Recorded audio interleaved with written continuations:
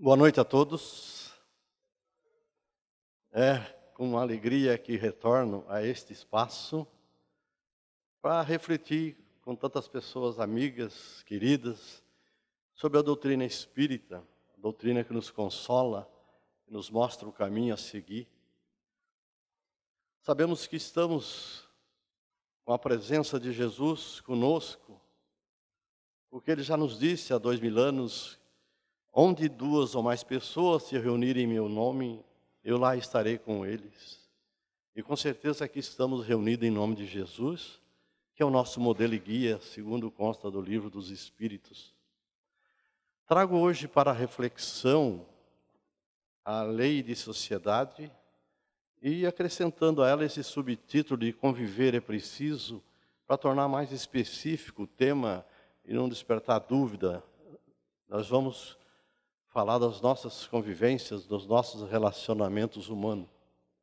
Eu venho falando já há algum tempo, já se passaram mais de ano, sobre as leis morais, que são leis que compõem a terceira parte do Livro dos Espíritos.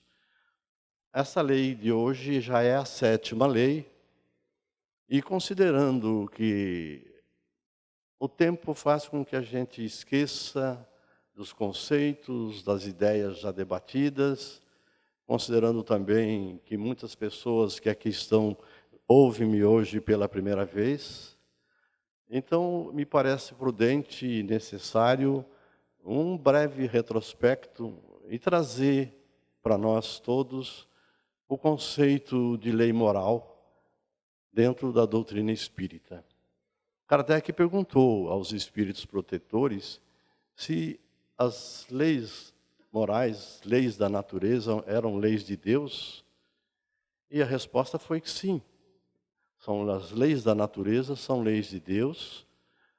O homem só é infeliz quando dela se afasta, e ela lhe diz o que deve fazer e o que deixar de fazer. Então nós temos claramente, pela orientação dos espíritos, que as leis morais são leis da natureza, leis que preexistem à existência do homem na Terra, e que devemos segui-las. Do contrário, do ponto de vista espiritual, seremos infelizes. E ninguém discorda que a grande busca de todos nós é a felicidade. Embora Jesus já tenha nos alertado que a felicidade não é deste mundo, mas é possível sim bons momentos de felicidade, e é bom agarrá-los sempre que acontece em nossa vida. E a paz, a serenidade, a harmonia, com certeza nos traz um grande bem-estar. É que nós vamos aprender depois, com o passar do tempo, com as nossas vidas seguintes, que nós teremos a felicidade de um modo diferente. Conheceremos a felicidade muito mais ampla, muito mais abrangente, que é a felicidade a que se refere Jesus. Muita coisa. É tecnologia. Eu faço... Posso cantar? Tá bom. Obrigado, Leandro. Então nós temos a 7ª lei, que é a lei de sociedade. É um preceito de cumprimento obrigatório, logo sabemos que devemos nos relacionar. E esse relacionamento, segundo os Espíritos, é necessário, porque Deus nos deu a palavra e nos deu outros órgãos que nos permitem essa vivência, esse contato. É importante que vivamos em contato com as pessoas para podermos trabalhar a nossa própria evolução. Se nós voltarmos à questão 132 do Livro dos Espíritos, nós vamos verificar que Kardec perguntou por que Deus impõe a reencarnação. E a explicação é muito clara: para a sua evolução rumo à perfeição. Para uns é expiação, para outros é missão. Mas todos eles têm que passar pelas vicissitudes da vida para o aprendizado. E além disso, com toda essa passagem, com todo esse aprendizado, nós estamos habilitados a ser co-criadores, participarmos da criação como Deus quer, que nos põe como filhos, seus colaboradores na elaboração do mundo que há de vir, mundo cada vez melhor, mundo que será de regeneração dentro em breve, segundo já ouvimos da lavra de Valdo Franco, palavras de Joana de Ângeles e de Manuel Filomeno de Miranda na transição planetária. Então nós estamos vivendo em sociedade, precisamos de viver em sociedade. Deus entendeu que esse é o mecanismo adequado para a nossa evolução. Mas Kardec, sempre muito curioso e querendo atender opiniões diversas, posições diversas, pergunta sobre o isolamento absoluto, se isso é possível. E os espíritos respondem que não é nesse sentido que é a vida de todos nós, é preciso estarmos juntos, porque juntos nós usamos os nossos variados talentos e conseguimos a evolução, o progresso necessário. Então não há como vivermos só. E quem se afasta do convívio social, porque se sente enfastiado do mundo, se sente mal com o mundo, esses, segundo os espíritos, são egoístas, que não sabem partilhar, não sabem conviver, e que devem cumprir essa lei de Deus. Então, quem não cumprir, os eremitas, os emitões, esses com certeza terão dificuldades no trabalho evolutivo. Mas não tenhamos dúvida, porque sempre teremos novas oportunidades, novas reencarnações, e os erros que cometemos hoje, poderemos repará-los no futuro. Existe, em todos os casos, como dizem os espíritos, uma possibilidade quando esse isolamento, essa busca de introspecção, de vida mais fechada, se destina a atender a necessidade de pessoas, de povos, como religiosos, por exemplo, que se recolhem e têm uma vida mais reclusa, mais dedicada ao bem-estar das pessoas. Esses estão verdadeiramente cumprindo a lei de Deus, porque é da lei que a gente realmente participe e auxilie sempre que possível. Nós temos a palavra como meio de comunicação, um meio eficaz de comunicação, e se não temos a palavra, aprendemos a nos comunicar através de gestos, né? A linguagem dos sinais, porque é fundamental a comunicação entre todos nós. E aí há uma certa restrição dos espíritos ao voto de silêncio de religiosos, porque, embora tenham toda a boa vontade, queiram se dedicar a Deus, concentrar, meditar, se ligar com Deus, espalhar as suas energias, mas eles perdem a oportunidade de trabalhar na obra de Deus, trabalhar na convivência com os seres humanos. E há também uma questão que me parece muito interessante, que a gente observe, é que a relevância da palavra foi o que mais destacou ali os espíritos ao responderem o nosso querido Kardec, né?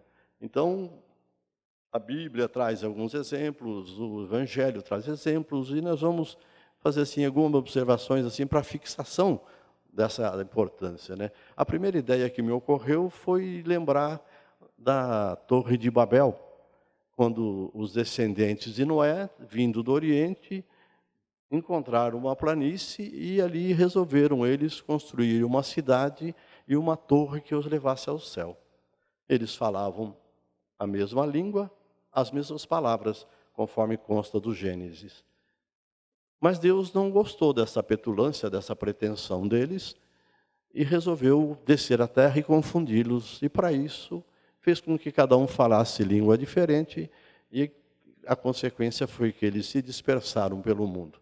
Na verdade, trata-se de uma mitologia, de um símbolo do povoamento da terra, dos vários continentes, mas traça bem fortemente a importância da fala, porque é uma fala que traz o caos, uma fala que não une. Essa é uma fala que nós devemos evitar. Nós devemos evitar os atritos de comunicação para que nós possamos realmente nos entender. Mas para contrapor-se a isso, vem o Evangelho nos mostra em Pentecostes, que os apóstolos, depois da morte de Cristo, se reuniram e, falando na sua língua, foram entendidos por todos os povos que ali estavam. É uma palavra, então, que une, que consola, né? Jesus, por sua vez, muito incisivo, quando escribas e fariseus criticaram os apóstolos porque eles comiam o pão sem lavar as mãos. E Jesus foi firme.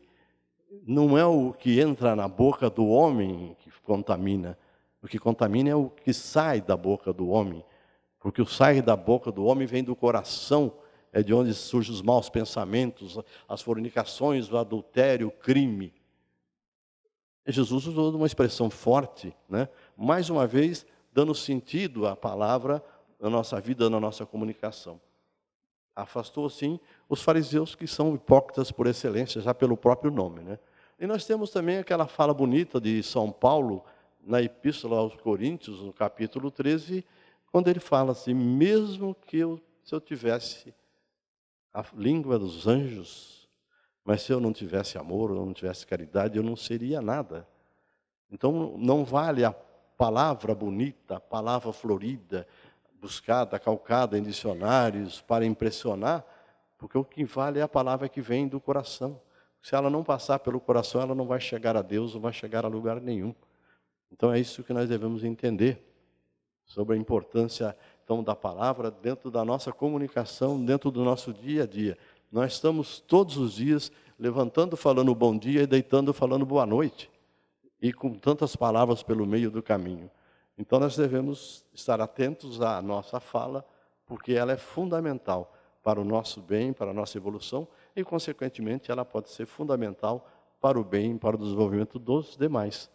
Porque se nós usarmos de maledicência, de calúnia, nós vamos estragar o nosso discurso, a nossa fala, e vamos nos envolver com as trevas que adoram fazer com que percamos tempo e que nos embaracemos no nosso trabalho evolutivo. Existem situações, no entanto, que trazem um certo afastamento. O nosso Sérgio Luiz da Silva Lopes, ele é um médico e terapeuta de Pelotas, no Rio Grande do Sul. Ele publicou esse livro chamado Leis Morais e Saúde Mental, e ele faz uma abordagem interessante, mostrando, até com amparo em Jorge D'Andrea, que pessoas, por exemplo, com esquizofrenia, né, com mania de perseguição, são pessoas que se afastam do convívio porque têm medo de serem prejudicados no convívio social. Então, são pessoas que se afastam, buscam isolamento, mas não por egoísmo, e sim por doença. E há um outro lado da medalha também, que quem também não se relaciona, não tem afeição, acaba ficando doente. E nessa esteira de doença, surge também uma que é muito comum hoje, a chamada depressão, né? É essa doença que torna a nossa vida cinzenta, o nosso convívio amargo, a gente busca o isolamento, busca a solidão, pensa em suicídio, e não podemos trabalhar a nossa vivência em sociedade. Estamos descumprindo essa lei porque não temos como vivenciar. É tudo muito triste, tudo muito desagradável. O que a gente quer é que a morte chegue e nos acalme para evitar esse sofrimento. É claro que esse pensamento é de quem não conhece os ensinamentos consoladores da doutrina espírita, que sabe que isso é passageiro, que é preciso trabalhar contra isso, procurar médicos, terapeutas, a doutrina, né? O Divaldo Franco fala até que é importante a doutrina, mas não podemos descuidar dos tratamentos médicos, que são possivelmente importantes, ainda mais se considerarmos que a depressão pode decorrer de problema na química do cérebro, né? Das sinapses que não se comunicam, e aí então o remédio vai equilibrar e dar a condição de melhorar. Mas é muito interessante uma meditação, uma oração sentida, um apoio, um ombro amigo, né? Isso então a gente tem que cuidar e evitar que tenhamos dificuldades na vida. Então vamos saber que é preciso conviver. É difícil, porque repartir espaço, as ideias, cultura, modos, gostos, tudo isso está no nosso caminho. Então, o que eu vejo é que nós temos barreiras que devemos vencer. Barreiras, primeiro, que eu trago aqui para a gente refletir sobre ela. Nacionalidade e língua estrangeira. É muito difícil que a gente conviva com o estrangeiro se a gente não consegue falar a mesma língua. É possível contatos esparsos, contatos esporádicos, algumas informações dependendo da atividade, às vezes até profissional, a gente até consegue. Mas, no geral, a gente não tem muita possibilidade de convivência, embora a gente tenha que ser amistoso, harmonioso, e a energia que emana de nós deve ser uma energia agradável, que faça com que a pessoa se sinta bem, e não se sinta sob desconfiança, que é uma situação muito comum para o forasteiro, né? Nós todos hoje, quando vemos alguém diferente passando pelo nosso quarteirão, já olhamos desconfiado, porque vivemos cercados de medo, mas a gente deve considerar essa possibilidade de que são pessoas boas, pessoas honestas, tão boas ou melhores do que nós. Eu estive há pouco tempo, em março, lá em Camboriú, que é a época do idoso ir para lá, né? Tá mais tranquilo, mais sossegado. Mas, gente do céu, vocês não sabem a dificuldade que foi para arrumar hotel. Eu tive que arrumar hotel para ficar um dia e depois o outro para ficar os outros dias que eu ia ficar. Estava assim, de argentino. E aquilo, aquele linguajar dele, tinha uns meninos bêbados fazendo bagunça, a gente vendo tudo aquilo lá. E a gente percebia que, embora eles sejam importantes do ponto de vista do turismo, do ponto de vista econômico, algumas pessoas ficavam incomodadas com a presença deles, porque eles invadiram a nossa praia, né? Estão tomando o nosso espaço, e há um certo mal-estar com o estrangeiro, e a gente precisa vencer isso, porque nós precisamos descobrir, e vai ser difícil talvez descobrir, que o que importa são os mais de 7 bilhões de espíritos que estão na Terra, todos filhos do mesmo Deus, todos com os mesmos problemas, com as mesmas dificuldades, com o mesmo objetivo de felicidade. É preciso que um dia surja uma língua que a gente fale e todo mundo entenda. Talvez a linguagem do amor, vai dizer alguém. Mas, por enquanto, houve uma tentativa com o Esperanto. Parece que tem muita gente que fala, mas não pegou ainda. Há uma língua que é o inglês, que tem grande penetração. Talvez um dia, pelo domínio econômico, cultural, ela possa até se espalhar mais por aí, e de repente é uma linguagem que todo mundo vai entender. Mas nós precisamos estar atentos e respeitar o diferente, né? Aprender a conviver com ele. E não com tolerância, como a gente costuma dizer, é com amor que a gente tem que viver. Porque a tolerância pressupõe um estado de superioridade de quem tolera, não é? Eu tolero aquele ali porque ele é um infeliz, um pobre, um coitado. Eu sou melhor. Inconscientemente, essa é a mensagem que se passa. Mas então a gente vai conviver porque é irmão nosso, filho do mesmo Deus. Nós saímos dessa aqui e entramos numa outra muito desagradável, muito comum, que é a barreira da cor. Principalmente do negro, ou também do índio, né, a pele vermelha. Por mais que se queira, por mais que se faça, há grande obstáculo a quem é da cor negra.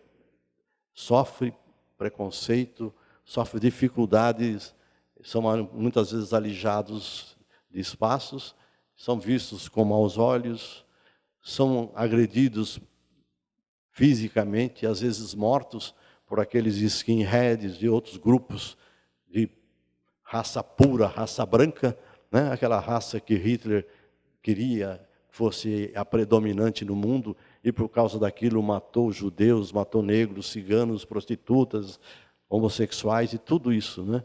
Então essa é uma barreira que nós precisaríamos vencer, e nem sempre é fácil.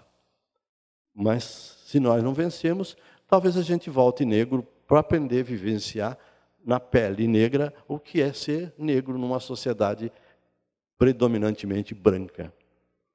Os índios também têm dificuldades, muitos são explorados, há muito envolvimento com bebida, segundo dizem, mas eu recebi um tempo desse um WhatsApp, nesse mundo moderno que nós vivemos, de um cidadão lá do Mato Grosso do Sul que disse assim: hoje eu não vou contar piada, presumi que ele é humorista. Hoje é meu aniversário e eu vou contar um fato que aconteceu comigo.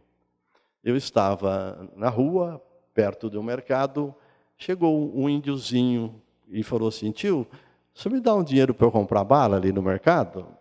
Ele deu as moedas para o menino e também foi ao mercado fazer compra. E ficou lá, fez a compra. Quando ele saiu, ele encontrou o índiozinho lá fora, que falou: ô tio, o homem lá não cobrou a bala, o seu dinheiro de volta. Ele falou, meu Deus do céu, que lição que eu recebi na vida em termos de desapego, né?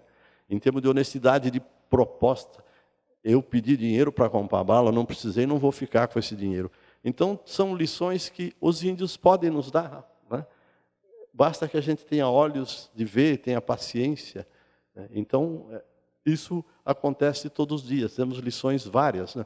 Nós temos uma barreira terrível também, que é a barreira de gênero, né?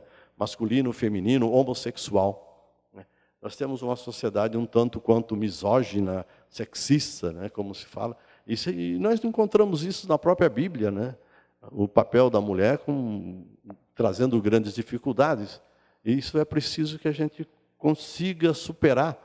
Do plano de vista mais moderno, fala-se muito do papel da mulher no trabalho, as diferenças de salários, os cargos que elas ocupam, é tudo isso que existe e que a gente realmente percebe. E essas mulheres profissionais no mercado de trabalho e donas de casa com jornadas duplas, algumas com jornadas triplas, porque é impressionante como elas conseguem trabalhar e manter o olhar atento à vida doméstica, às coisas da casa. Nós temos aí essa questão de homossexualidade, que é algo que hoje já está muito mais aberto, muito mais claro. Há muito tempo não se falava disso, eram comuns, os homossexuais que moravam em algumas cidades eram conhecidos. Hoje são vários homossexuais vivenciando as suas relações. E, para nós, na doutrina espírita, são seres humanos como todos nós, também filhos de Deus, merecem todo o respeito e que devem encontrar a sua paz, sua harmonia, porque a homossexualidade, até ser assumida, causa muita dor para quem a carrega. E depois de assumida também não é fácil, tem dificuldades. Eu assisti uma vez e fiquei impressionado, era um programa da Oprah Winfrey, eram 3 homossexuais. Um deles era um rapaz loiro que fazia um programa de Queer Irish Street Guys. Ele era um homossexual bem debochado no programa dele. E disse lá que sofreu enormemente até conseguir aceitar a sua homossexualidade. Falar para a mãe, falar para o pai, para a família, para os amigos, assumir o que era. Havia um outro que era um negro, cantor, filho de uma pastora da Igreja Batista, em Nova York. E ele disse que rezou para Deus tantas vezes para tirar aquela doença dele, e não conseguia. E sofreu muito, até o dia que ele criou coragem de sair do armário, como se costuma dizer, e falou para a mãe que atendesse que a vida dele era homossexual e que ele não tinha como fugir disso. E o outro era um ex-governador de um estado americano, que era casado, mas separou porque não conseguiu manter uma farsa por muito tempo, mas sofreu enormemente e nos aspectos da vida política ele se afastou porque já não teria mais condição de ser eleito e não se sentia bem naquele ambiente. Então, é um ambiente de situações de grande dor e de sofrimento que nós não precisamos aumentar. Já basta os skinheads que estão aí, né? Esses grupos de lutadores que batem, que matam, né? Então, vamos evitar isso. Nós tivemos um espetáculo bastante desagradável esses dias, naquela votação do impeachment da Dilma, lá que aquele capitão Bolsonaro lá fez uma menção desairosa a um dos deputados, lá, o Jean Willis, que é declaradamente homossexual, e um espetáculo assim, que não precisava acontecer, né? Se tivesse respeito pelo ser humano, e ali, no caso, até pela liturgia do cargo, que era um outro aspecto que era bom levar em consideração. Então, nós vamos vendo essas barreiras e precisamos vencê-las.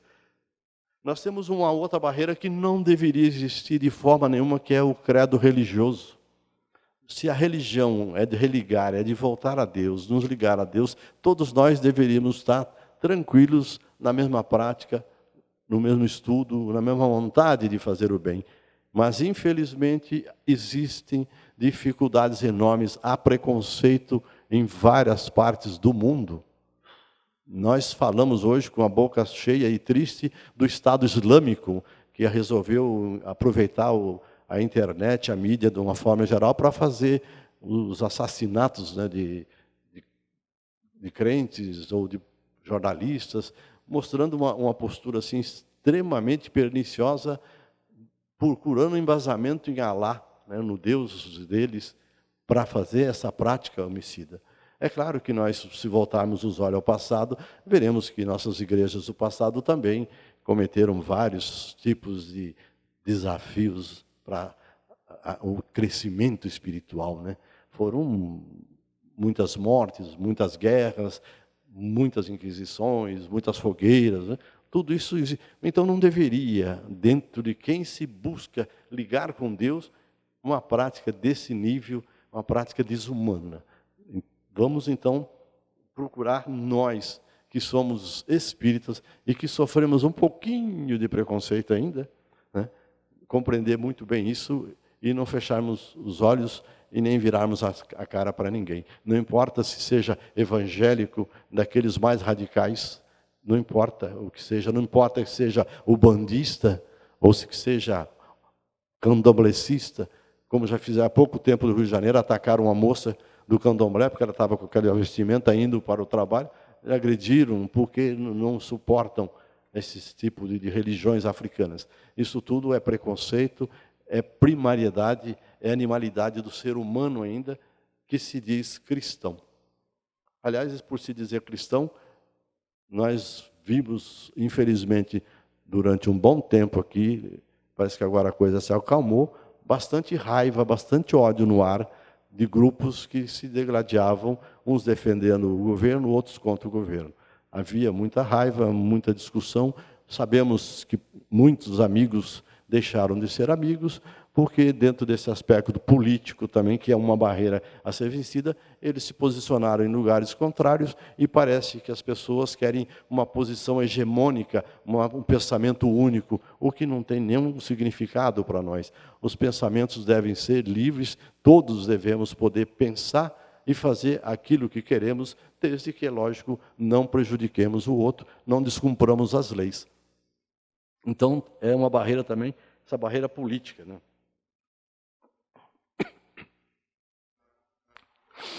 Deixa. Então, agora, eu vou fazer uma abordagem um pouco mais limitada no espaço. Nós falamos assim em generalidade, pensando em 7 bilhões e tantos espíritos no mundo, esses aspectos que devemos levar em consideração. É claro que nós nos situamos mais no nosso Brasil, porque nós temos melhor conhecimento, inclusive, da língua, da cultura aqui do Brasil. Mas agora nós vamos falar das últimas 3 questões do Livro dos Espíritos, que são os laços de família.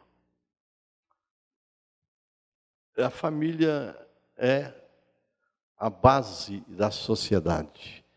Isso está escrito na nossa Constituição da República Federativa do Brasil. Isso é ensinamento, claro, também da nossa doutrina. É na família que nós temos o melhor laboratório para a nossa evolução. Em princípio, a família é formada por pessoas que se simpatizam, que têm afinidades. Mas também pode haver desafetos, inimigos de vidas passadas dentro dessa família. E não é da gente ficar assim muito admirado, porque se nós voltarmos os olhos para o Evangelho segundo o Espiritismo e lembrarmos que certa feita Jesus voltou para casa, estava rodeado de amigos, daquelas pessoas que queriam vê-lo, e sua mãe e seus irmãos lá compareceram. Não podendo chegar até ele, pediram que avisasse que lá estavam à procura. E que disse Jesus naquela oportunidade? Quem é minha mãe? Quem são meus irmãos? É minha irmã, meu irmão, minha mãe, quem cumpre a vontade do meu Pai que está no céu. E essa postura de Jesus não era uma postura de quem não valoriza a família, não respeita a mãe, mas de quem usou uma oportunidade para falar que além da família corporal, existe uma família espiritual. É uma família que se harmoniza no plano astral, em base de afeição, de relacionamento, ao contrário da parentela corporal, que é onde nós nos instalamos. O Emmanuel tem uma distinção de parentela corporal e família. Ele salienta que parentela corporal é a nossa pedra bruta, essa relação que temos que burilar, trabalhar para transformá-la em pedra preciosa, que já é o atributo da família, né? De quem já passou, já burilou, já é uma pedra trabalhada, elaborada. Então a família é um momento fantástico, é um laboratório onde nós vamos nos realizar. A família tradicional, clássica do tempo de Roma antiga, envolvia o ambiente familiar, pai, mãe, filhos, parentes, escravos também eram da família e recebiam até nomes, né? E até a palavra família veio do latim antigo. Depois veio a família tradicional, pai, mãe, filhos, avós, avó, e aí tem sogros e genros, sogra e nora, e todo esse aparato. Então, é um espaço onde a gente deve socializar, a gente deve se relacionar com todo o cuidado possível para não criar dificuldades melindres. Não é fácil, porque quando existem espíritos adversários, essa adversidade vem à tona. É muito difícil você conviver, repartir o seu espaço físico, o seu tempo, 24 horas por dia. E aí, então, é que a gente vai aprender a entender, a compreender, a ter paciência, né, ter resignação, até descobrir um dia que pode ter amor por alguém. Toda essa dificuldade nós precisamos trabalhar, precisamos vencer. Eu me lembro assim de vários episódios e de várias famílias com problemas, com dificuldades. A televisão, o jornal, a revista nos mostra problemas sérios em várias famílias, né? Problemas de neto matou vó para comprar crack, roubou-lhe a aposentadoria, né? Mãe matou o filho para tirá-lo das drogas. Nós vemos uma lei Maria da Penha, porque homens prevalecendo do seu porte físico, da sua força, do biotipo característico masculino, resolve agredir mulheres indefesas, mulheres frágeis. Morrem várias mulheres por dia. Há pouco tempo, uma propaganda na televisão dizia que a cada dia 13 mulheres são mortas pelos maridos, pelos companheiros, pelos namorados. Então, a família é o ambiente especial para o nosso treinamento. Mas na família surgem sérios problemas. E todos esses problemas é que devem fazer com que a gente aprenda a conviver com quem está ao nosso redor. Não é fácil, mas é preciso trabalhar. Muitas vezes a gente pensa que o parente chato é o grande responsável pela minha dor, pelo meu sofrimento, pela minha irritação. E eu esqueço que ele pode ser o meu professor, que ele está ali, imbuído da melhor boa vontade, para me ensinar. E ao fim e ao cabo, posso descobrir que ele é melhor que eu. E aí pode ser bastante desagradável descobrir essa verdade, porque nós, no nosso egoísmo, no nosso posicionamento favorável às nossas ideias, não percebemos que às vezes estamos equivocados. E isso a gente só vai conseguir aprender se fizermos o autoconhecimento, que é uma capacidade de mergulharmos no nosso eu, no nosso interior, no nosso cérebro, nas nossas mentes, e descobrirmos o que realmente somos, o que queremos e o que fazemos. Muitas vezes nós criticamos no outro os defeitos que são nossos. Jesus não falou à toa. Por que vedes o cisco no olho do teu irmão e não vê a trave no teu olho? Então um dia a gente vai descobrir que nós temos essa trave que impede que a gente veja a verdade. Mas se a gente, inspirado pela doutrina espírita, pelos exemplos que Jesus deixou claramente na sua passagem, nós teremos condição de refletir melhor, de agirmos melhor, de mudarmos o nosso dia a dia, eliminarmos problemas na nossa vida. Vamos descobrir que problemas existem porque tivemos dificuldades no passado. E vamos então aproveitar a oportunidade que temos hoje para o resgate. É claro que nós temos visto na sociedade muitas dificuldades de harmonização. Casamentos, por exemplo, estão se esfacelando com muito mais facilidade do que no passado. Há quem diga que no passado havia muita submissão da mulher ao homem, então elas ficavam porque não tinham como fazer, filhos para criar, não tinha condições econômicas de viver, então aguentava aquele casamento, mesmo sem amor. Mas que hoje as mulheres conseguiram o seu espaço no mercado de trabalho, destacam-se, muitas estão em melhores condições do que os próprios maridos, e que não estão aguentando mais desaforo. As pessoas, então, se separam com muito mais facilidade. Isso a gente vê na estatística de divórcios que tem no nosso poder judiciário. Mas é uma pena, porque, além disso, a gente percebe que a família traz grandes problemas para o judiciário quando se é estudante na faculdade de Direito e vai se fazer estágio.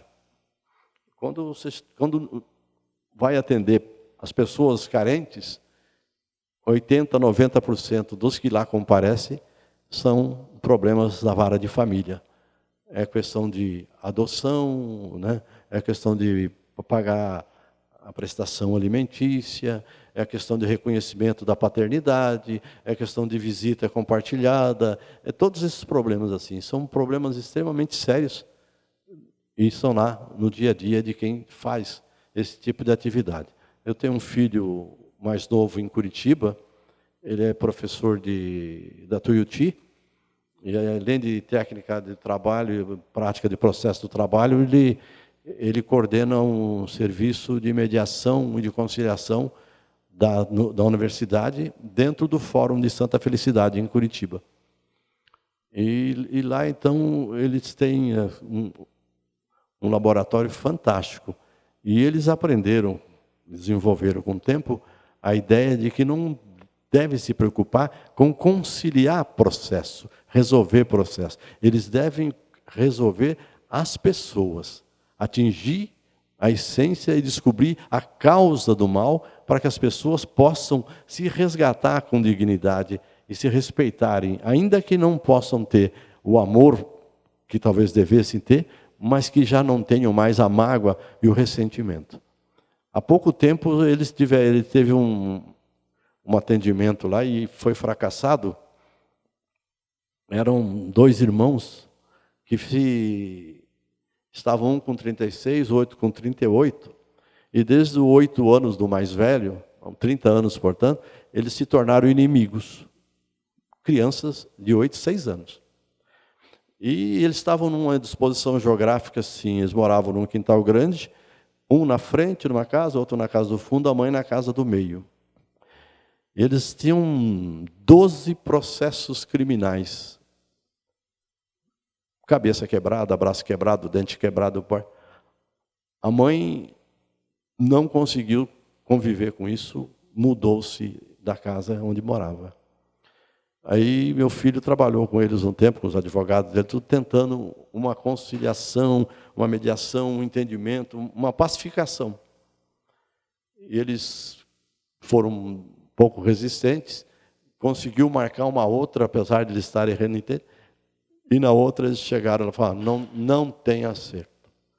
A única coisa que nós conseguimos definir é que nós vamos vender a propriedade e cada um vai ficar com a sua parte e vai se virar para onde quer. Não conseguiram. Então, dentro da família pode haver situações extremamente difíceis e são problemas que, se não são resolvidos hoje, serão resolvidos amanhã. Mas o melhor é que for hoje, para que não tenha que perder tempo, não tenha que aguardar mais uma reencarnação para fazer esse tipo de atividade que poderia aproveitar nesta vida. Mas nem todos conseguem. Então a família hoje está um pouco diferente da família tradicional. Hoje nós sabemos que existem famílias monoparentais.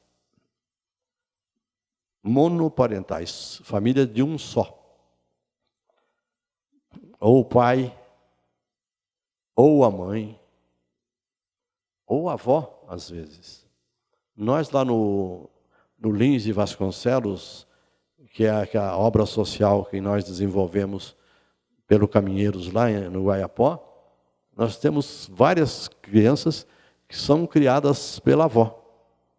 Porque ou a mãe sumiu no mundo, ou está presa, ou o pai foi morto. E são dramas vários assim, que o Ezequiel convive conosco lá e sabe disso melhor que eu, porque ele tem uma relação muito próxima com a juventude lá. Então essas famílias monoparentais são famílias mais modernas, famílias que atuam isoladamente, porque já não tem o convívio.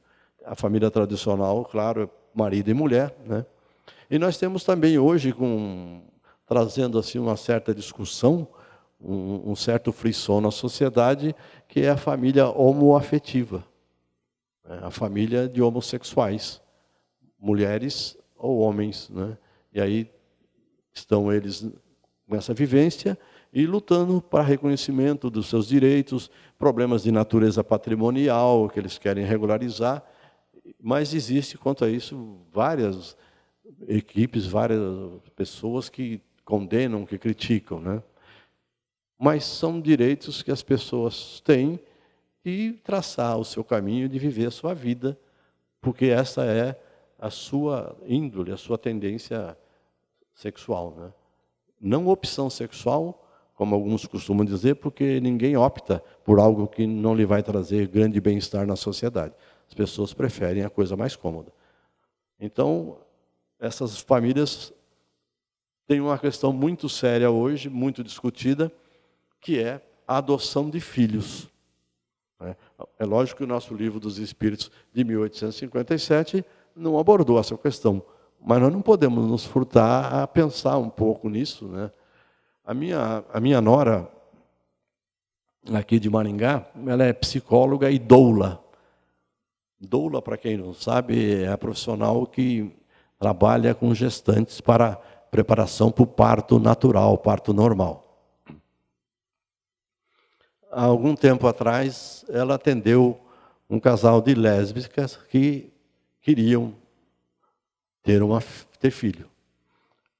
E elas chegaram à ideia de que queriam um parto natural e foram procurá-la.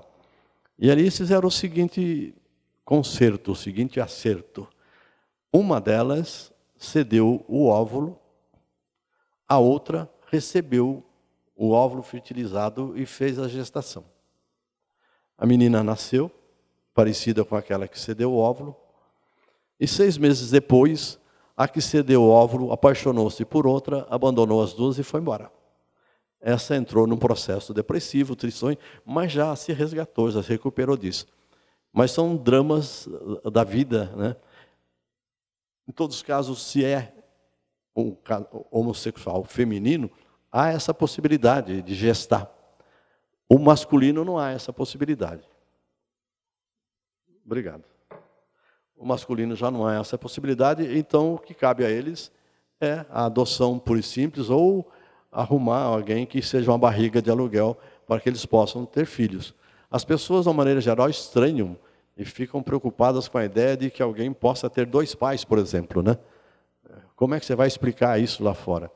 Isso é uma questão que está se estabelecendo está se vivenciando, as pessoas, parece que o que aparece de divulgação é que as crianças estão se entendendo, estão sendo bem tratadas, tem amor na relação, e que isso supera todas essas questões de aparência, essas questões de tradicionalidade.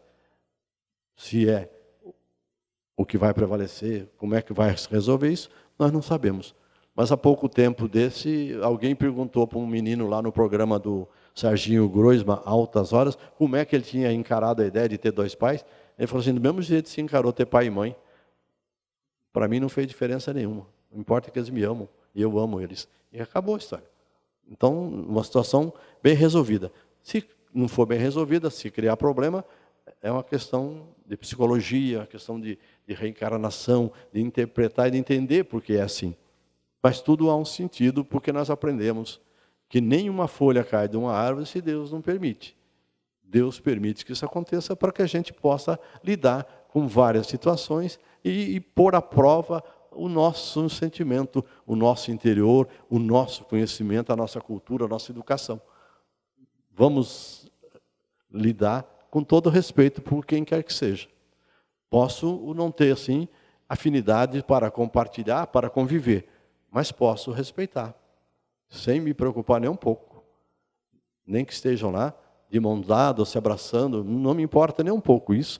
Eu acho que para vocês também, que são seguidores da doutrina espírita e que têm o coração aberto para o amor, não estão preocupados com isso, né? E tem uma outra questão também na família, que hoje é muito, muito comum, que é como vivenciar uma família, como conviver numa família na era digital. O que é você com smartphone, com WhatsApp? Quanto diálogo nós já estamos perdendo hoje? Não é tão comum a gente ver no restaurante, nos bares, lanchonete, no shopping, as pessoas sentadas, alguns no bar do Fábio, lá no restaurante, né, Fábio? Lá, o marido e a mulher, cada um pegando a sua informação, né? Algo que a gente precisa pensar, porque a tecnologia é fantástica, é boa, não devemos jogar fora, não devemos descartar, mas devemos saber fazer o melhor uso possível. Precisamos equilibrar o uso da tecnologia. Se esse WhatsApp, ou Skype, ou qualquer outra coisa que seja, um tal de Hangout, estiver incomodando, estiver dando trabalho, o ideal é que a gente pare, pense, fale, opa, estou exagerando, eu preciso mudar. E como é que eu vou mudar isso? Bom, aí vai depender de cada um. Se eu não puder radicalizar, eu tenho que me disciplinar aos poucos, né? Eu vou utilizar esse tal de celular, esse WhatsApp, tanto tempo, e depois eu paro. Ou quando estiver almoçando, não vou usar o WhatsApp, porque eu vou conviver, relacionar. É um momento bacana da família, pelo menos era muito comum, né? Hoje está toda uma correria, mas quando senta pai, mãe, filha, filho, parentes, e convivem e conversam amistosamente, amigavelmente ao redor da mesa. Porque ao redor da mesa muitas coisas acontecem. Jesus Cristo, na sua das grandes passagens, foi na última ceia, numa mesa em que conviveu com seus apóstolos, na sua despedida, né? Então isso é um símbolo bastante forte, e a gente convive e se relaciona e vive sempre em contato com pessoas, na igreja ou aqui, mas sempre ao redor da mesa, né? Deixa eu fazer aqui o meu final.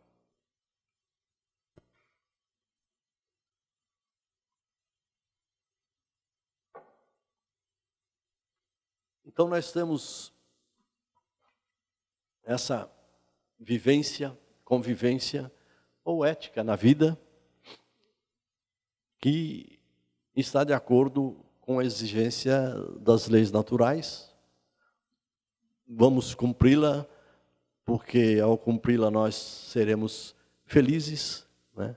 Estaremos fazendo o que há de mais importante e vamos encontrar paz na nossa vida, vamos refletir sobre essas leis todas que estão lá na terceira parte do Livro dos Espíritos, porque nós dependemos de pagar até o último ceitil para poder sair daqui. Então, se nós queremos sair daqui em paz, em tranquilidade, e encontrar um ambiente extremamente agradável, nós devemos sair e pagar o último ceitil.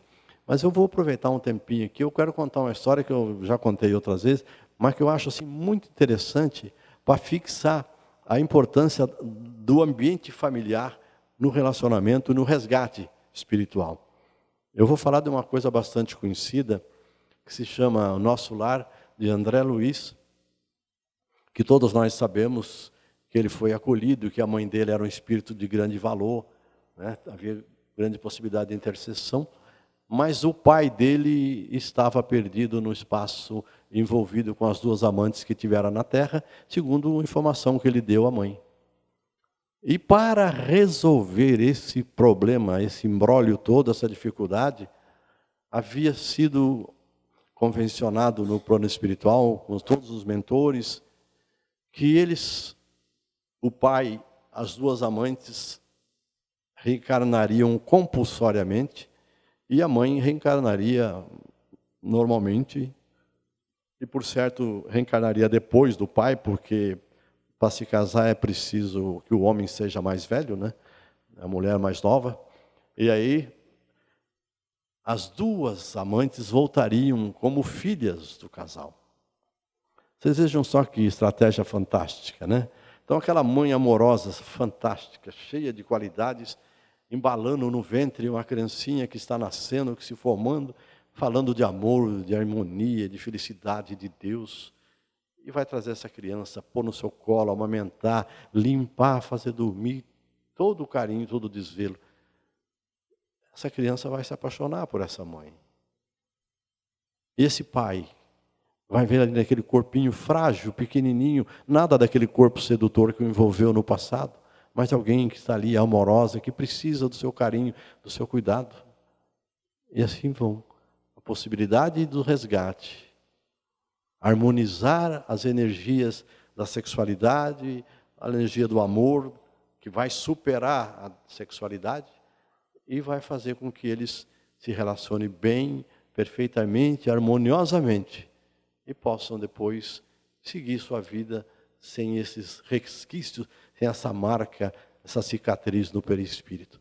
É fantástico que a espiritualidade possa, com a bênção de Deus, nos ajudar grandemente, e vamos pedir a eles que protejam-nos, que estejam sempre conosco, que nos deixem na prática do bem, que nos intuam com toda a propriedade, ainda que eu resvale, que eu tenha dificuldade, que eu queira me deixar envolver pela sedução, pela vaidade, pelo orgulho, que eles consigam fazer com que eu tropece, que eu perceba e que eu faça como Santo Agostinho, faça um auto de expiação, examine tudo a minha prática, faça aquele exame de consciência, veja os erros cometidos e prometa a mim mesmo não repeti-los amanhã, para que a minha vida possa ser melhor e eu possa ter direito de estar no meio de vocês, com a graça de Deus. Obrigado.